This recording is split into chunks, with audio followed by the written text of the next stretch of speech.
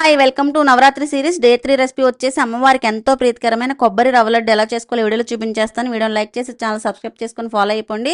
దీనికోసం ముందుగా స్టవ్ వెలిగించి కడాయి పెట్టుకొని 2 టేబుల్ స్పూన్ల ఆవు నెయ్యి వేసి నెయ్యి వేడెక్కిన తర్వాత జీడిపప్పు కిస్మిస్ వేసి దోరగా వేయించుకొని తీసేసుకోవాలి.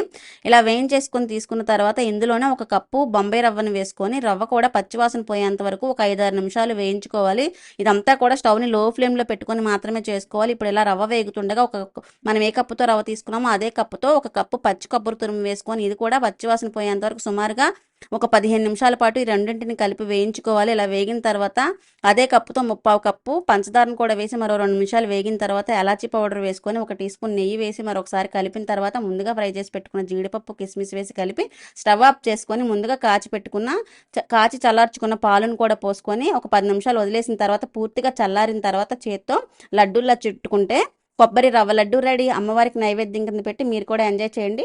ఛానల్ సబ్స్క్రైబ్ చేసుకోవడం మర్చిపోద్దు. మరో వీడియోతో మళ్ళీ కలుద్దాం. బాయ్.